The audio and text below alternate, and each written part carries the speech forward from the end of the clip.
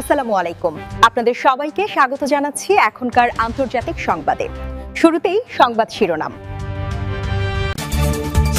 প্রধানমন্ত্রীর সঙ্গে আনসার মহাপরিচালকের সৌজন্য সাক্ষাৎ। চাঁদাবাজ ও অস্ত্রধারীদের বিরুদ্ধে সারা দেশে সাঁড়াশি অভিযান শিগগিরই, স্বরাষ্ট্রমন্ত্রী সালাহুদ্দিন। সরকারি অফিসে সকাল ৯টা থেকে ৯টা ৪০ পর্যন্ত বাধ্যতামূলক অবস্থানের নির্দেশ। ইরানে সেনা মোতায়েনের সম্ভাবনা, ট্রাম্পকে সতর্ক করলেন মার্কিন সেনেটররা। এতক্ষণ শুনছিলেন সংবাদ শিরোনাম, এখন বিস্তারিত। প্রধানমন্ত্রী তারেক রহমানের সঙ্গে আজ বুধবার সৌজন্য সাক্ষাৎ করেন আনসার ও ভিডিপির মহাপরিচালক মেজর জেনারেল আব্দুল মোতালেব সাজ্জাদ মাহমুদ। ছবি সংগৃহীত। প্রধানমন্ত্রী তারেক রহমানের সঙ্গে সৌজন্য সাক্ষাৎ করেছেন বাংলাদেশ আনসার ও গ্রাম প্রতিরক্ষা বাহিনীর মহাপরিচালক মেজর জেনারেল আব্দুল মোতালেব সাজ্জাদ মাহমুদ। আজ বুধবার বাংলাদেশ সচিবালয়ের মন্ত্রিপরিষদ বিভাগে এই সাক্ষাৎ অনুষ্ঠিত হয়। সাক্ষাৎকালে মহাপরিচালক আনসার ও গ্রাম প্রতিরক্ষা বাহিনীর বর্তমান কার্যক্রম এবং বাহিনীর উন্নয়নমূলক বিভিন্ন দিক সম্পর্কে প্রধানমন্ত্রীকে অবহিত করেন। প্রধানমন্ত্রী বাহিনীর সদস্যদের শৃঙ্খলা ও পেশাদারত্বের প্রশংসা করেন এবং দেশের অভ্যন্তরীণ নিরাপত্তা রক্ষা ও তৃণমূল পর্যায়ে আর্থসামাজিক উন্নয়নে তাদের আরও নিবেদিত হয়ে কাজ করার নির্দেশ দেন। এ সময় মন্ত্রিপরিষদ বিভাগের ঊর্ধ্বতন কর্মকর্তাবৃন্দ উপস্থিত ছিলেন। চাঁদাবাজ ও অস্ত্রধারী দাগী আসামিদের বিরুদ্ধে ঢাকাসহ সারা দেশে সাঁড়াশি অভিযান শিগগিরই চালানো হবে বলে জানিয়েছেন স্বরাষ্ট্রমন্ত্রী সালাউদ্দিন আহমদ। বুধবার ৪ মার্চ বেলা ১১টায় ঢাকা মহানগর পুলিশের ঊর্ধ্বতন কর্মকর্তাদের সঙ্গে মতবিনিময় সভা শেষে সাংবাদিকদের এ কথা বলেন তিনি। মন্ত্রী বলেন, চাঁদাবাজ, অস্ত্রধারী ও শীর্ষ সন্ত্রাসীদের তালিকা চূড়ান্ত করা হয়েছে বা চূড়ান্ত করার প্রক্রিয়া চলছে।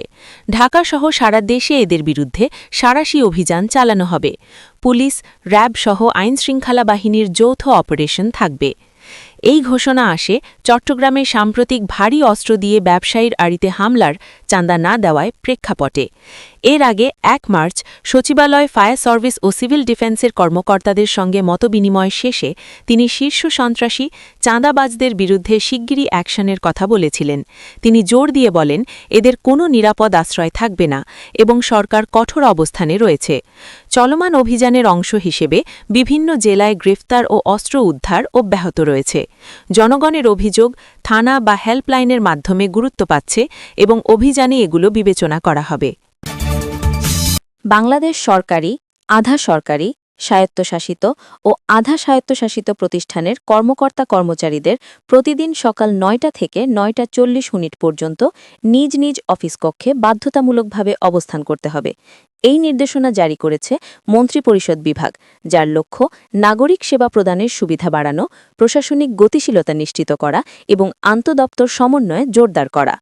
মন্ত্রিপরিষদ বিভাগের সাম্প্রতিক পরিপত্রে সম্প্রতি জারি বলা হয়েছে, সেবাগ্রহণকারী নাগরিকদের সুবিধার্থে এবং দায়িত্বশীলতা বাড়াতে এই ৪০ মিনিটের সময়কালে কর্মকর্তা-কর্মচারীদের অফিস কক্ষে উপস্থিত থাকা আবশ্যিক। এরপর প্রয়োজন অনুসারে দাপ্তরিক বা ব্যক্তিগত কাজে বাইরে যাওয়া যাবে, তবে কর্তৃপক্ষের অনুমতি নিয়ে। এই নির্দেশনা পুরনো, যেমন ২০১৯ থেকে ২০২১ সালের নিয়মের পুনরাবৃত্তি ও জোরদারকরণ। মাঠ পর্যায়ের দপ্তরগুলোতে, যেমন জেলা প্রশাসক, উপজেলা নির্বাহী কর্মকর্তা, এটি বিশেষভাবে প্রয়োগ করা হচ্ছে। লঙ্ঘন করলে সরকারি কর্মচারী নিয়মিত উপস্থিতি বিধিমালা ২০১৯ এবং শৃঙ্খলা বিধিমালা অনুসারে শাস্তিমূলক ব্যবস্থা নেওয়া হবে।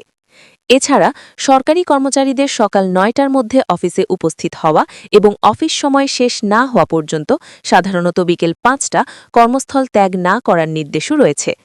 ডিজিটাল হাজিরা ও রেজিস্ট্রারে এন্ট্রি বাধ্যতামূলক।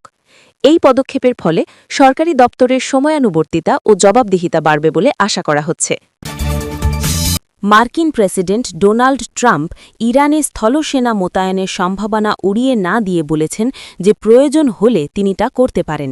এর পরিপ্রেক্ষিতে মার্কিন সিনেটের কয়েকজন সিনেটর, বিশেষ করে রিপাবলিকানদের একাংশ, প্রেসিডেন্টকে সতর্ক করেছেন যেন ইরানে সামরিক অভিযান আরও বিস্তৃত না করা হয়, বিশেষ করে স্থলসেনা পাঠানোর মতো পদক্ষেপ নেওয়া না হয়। ট্রাম্প নিউ ইয়র্ক পোস্টকে দেওয়া এক সাক্ষাৎকারে বলেছেন যে আমি বুটস অন দ্য গ্রাউন্ড নিয়ে কোনো ভয় পাই না। অনেক প্রেসিডেন্ট বলেন কোনো সেনা পাঠাবো না, আমি তা বলি না। সম্ভবত দরকার হবে না, কিন্তু প্রয়োজন হলে করব। তিনি অপারেশন এপিক ফিউরিকে ৪-৫ সপ্তাহের মধ্যে শেষ করার আশা প্রকাশ করলেও এটি দীর্ঘায়িত হতে পারে বলে ইঙ্গিত দিয়েছেন। পেন্টাগনও জানিয়েছে যে আরও সেনা ও যুদ্ধবিমান মধ্যপ্রাচ্যে পাঠানো হচ্ছে এবং আমেরিকান সেনাদের মৃত্যুর সংখ্যা বাড়তে পারে। সিনেটের রিপাবলিকান সিনেটররা যেমন জোশ হলি, লিসা মুরকোভস্কি প্রমুখ ইরান অভিযানের সম্প্রসারণ নিয়ে উদ্বেগ প্রকাশ করেছেন। তারা বলছেন, মার্কিন সেনাদের মৃত্যু বাড়ছে, এখন পর্যন্ত অন্তত ৬ জন নিহত, এবং ইরাক যুদ্ধের মতো দীর্ঘমেয়াদী জটিলতা এড়াতে হবে। কেউ কেউ বলেছেন স্থলসেনা পাঠালে কংগ্রেসের অনুমোদন ছাড়া এটি অসাংবিধানিক হবে। ডেমোক্র্যাট সিনেটররা যেমন টিম কেইন, মার্ক ওয়ার্নার আরও কঠোরভাবে বলেছেন যে ক্লিয়ার অবজেক্টিভ ছাড়া এই অভিযান দীর্ঘ সংঘাতে রূপ নিতে পারে এবং বুটস অন দ্য গ্রাউন্ডের ভয়াবহতা দেখা দিতে পারে। এদিকে ট্রাম্প প্রশাসন ওয়ার পাওয়ার্স রেজলিউশনের আওতায় কংগ্রেসকে অবহিত করেছে, কিন্তু কংগ্রেসের অনুমোদন ছাড়া বড় ধরনের স্থল অভিযান চালানোর বিরুদ্ধে বিরোধীদের চাপ বাড়ছে। পরিস্থিতি আরও উত্তপ্ত হলে সিনেটে ওয়ার পাওয়ার্স রেজলিউশনের ভোট, যা ইরানে অভিযান সীমিত করতে চায়, আরও তাৎপর্যপূর্ণ হয়ে উঠতে পারে।